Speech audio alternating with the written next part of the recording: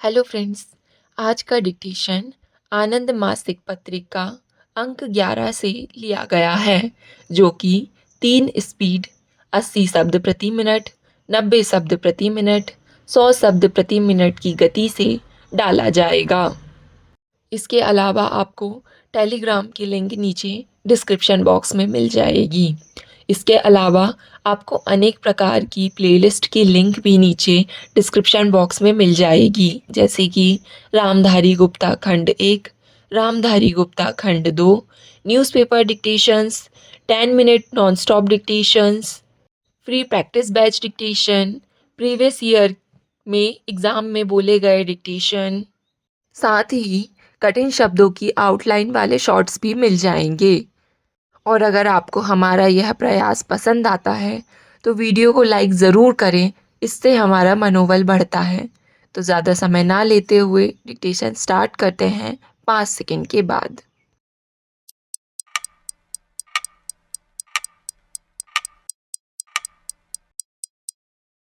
महोदय, इस कार्यक्रम की आयोजना, समन्वय, समीक्षा, पर्यवेक्षण और कार्यान्वयन का दायित्व जिला ग्रामीण विकास अभिकरणों को सौंपा गया था। इस कार्यक्रम के अंतर्गत उन्हीं कार्यों को कार्य रूप में लागू किया गया जो परियोजना क्षेत्र की आवश्यकताओं की प्राथमिकता निर्धारण के अनुरूप होते थे। इन कार्यों का ग्रामवार ब्यौरा सेल्फ ऑफ प्रोजेक्ट वार्षिक कार्य योजना में सूचीबद्ध करके प्रतिवेदित किया गया।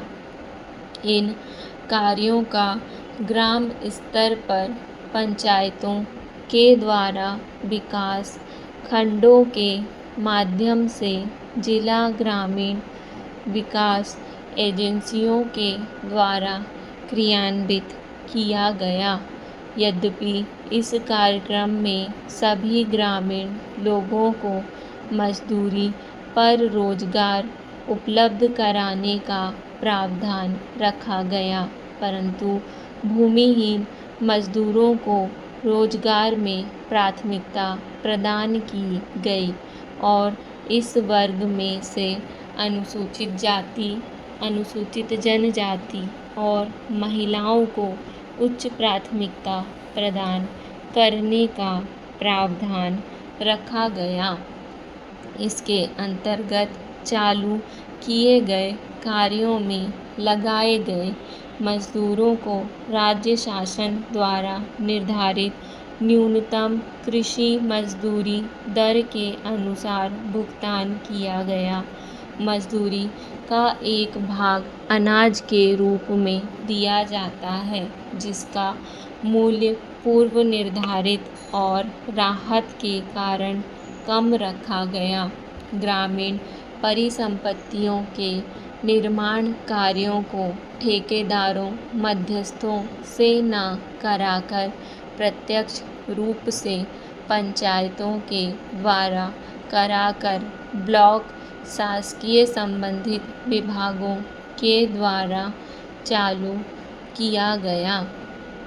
चालू पंचवर्षीय योजना में इस कार्यक्रम के द्वारा न केवल ग्रामों में रोजगार उपलब्ध कराया गया, वरन टिकाऊ उत्पादक परिसंपत्तियों का निर्माण करके बुनियादी आधारित संरचना को मजबूत करने में सहायता मिली।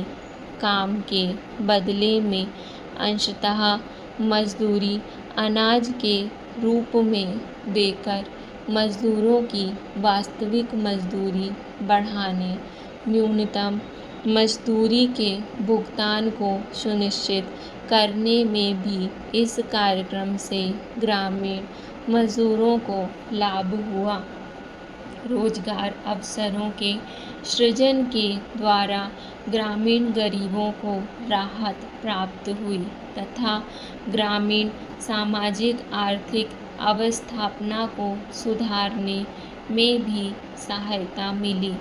इस कार्यक्रम के अंतर्गत गांवों में ऐसे निर्माण कार्यों की ओर कम ध्यान दिया गया जिससे कृषि उत्पादकता बढ़ाने में अधिक सहायता मिलती।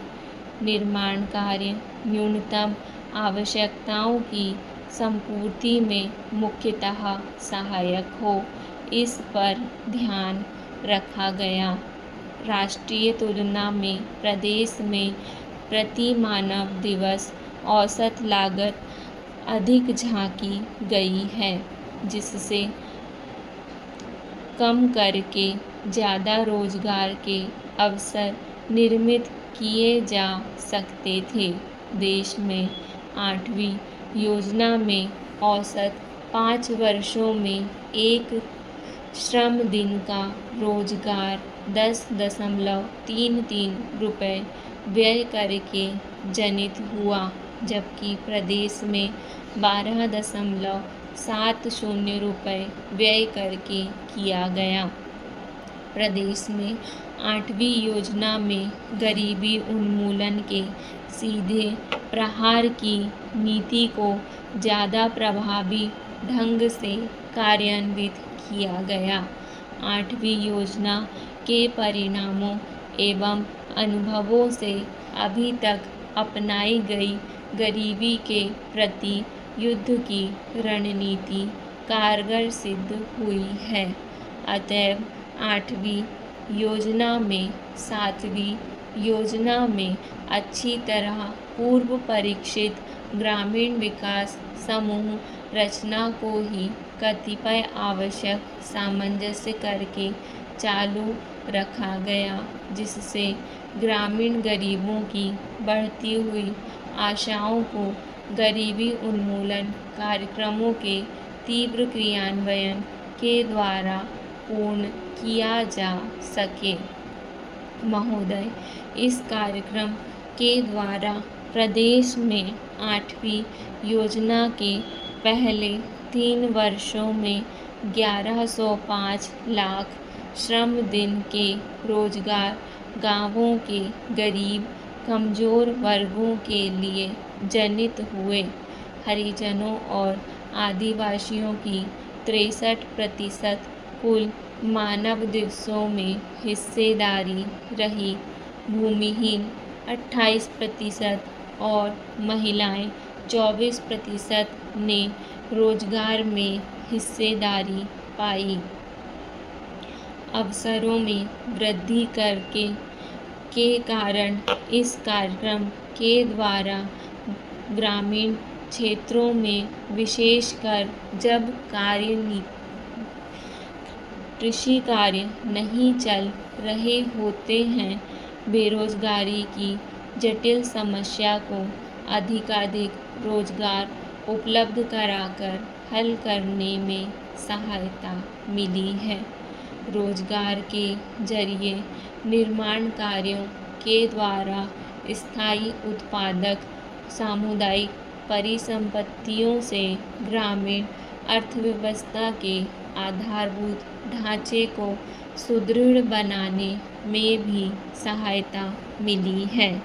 प्रदेश में यह कार्यक्रम जनवरी 84 से प्रारंभ किया गया। इसके अंतर्गत गांवों में भूमिहीन परिवारों के कम से कम एक सदस्य को 1 वर्ष की अवधि में 100 दिवसों का रोजगार उपलब्ध कराना था।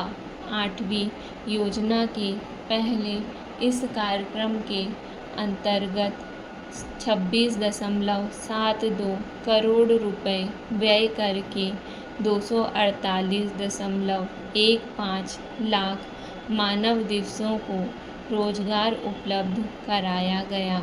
वास्तव में ग्रामीण क्षेत्रों में रोजगार कार्यक्रमों के जरिए गरीबों के रोजगार के अवसरों में वृद्धि हुई है और परिसंपत्तियों के निर्माण से गांवों की बुनियादी अब स्थापना की दिशा में कार्य हुआ।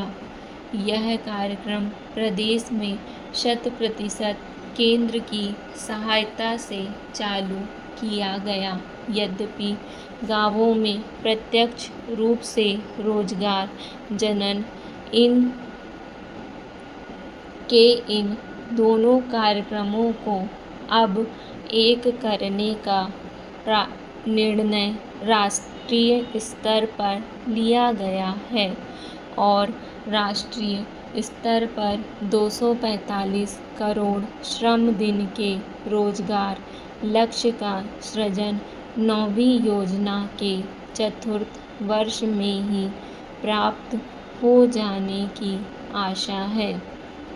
इस कार्यक्रम के अंतर्गत प्रदेश के गांवों में आधारभूत ढांचे की आवश्यकताओं के अनुरूप अनेक निर्माण कार्यों को पूरा किया गया। देश में स्वरोजगार और मजदूरी रोजगार के वर्तमान में 2 मुख्य कार्यक्रमों के द्वारा ग्रामीण गरीबी और बेरोजगारी की बुनियादी समस्याओं पर प्रत्यक्ष प्रहार करके दूर करने में सफलता मिली है। इस नीति के क्रियान्वयन से कम लागत में बेहतर परिणाम प्राप्त किए गए। ग्रामीण निर्धनों की तात्कालिक आवश्यकता है रोजगार उपलब्ध करना। राष्ट्रीय ग्रामीण रोजगार कार्यक्रम तथा ग्रामीण भूमिहीन रोजगार गारंटी कार्यक्रम प्रारंभ किए गए। देश में गांवों के गरीबों के लिए रोजगार पैदा करने वाले 2 कार्यक्रमों अर्थात राष्ट्रीय ग्रामीण रोजगार कार्यक्रम तथा ग्रामीण भूमिहीन रोजगार गारंटी कार्यक्रम को एक सूत्र में पिरोकर 75% व्यय राशि केंद्र द्वारा प्रदान करके विकेंद्रीकृत ढंग से कार्यान्वित करना स्वीकार किया गया था। इसके साथ देश के 120 चुने हुए जिलों में जो पिछड़े हुए हैं और जहां बहुत ज़्यादा बेरोजगारी है, एक नया गहन ग्रामीण रोजगार कार्यक्रम आधुनिक भारत के निर्माता पंडित नेहरू की जन्म शताब्दी के अवसर पर उन्हीं के नाम पर शुरू किया जाना था। निर्धनता रेखा से नीचे रहने वाले प्रत्येक परिवार के कम से कम एक सदस्य को रोजगार प्रदान करने का प्रावधान था। डिक्टेशन पसंद आए तो वीडियो को लाइक तथा चैनल को सब्सक्राइब ज़रूर करें और वीडियो को ज़्यादा से ज़्यादा साझा करें।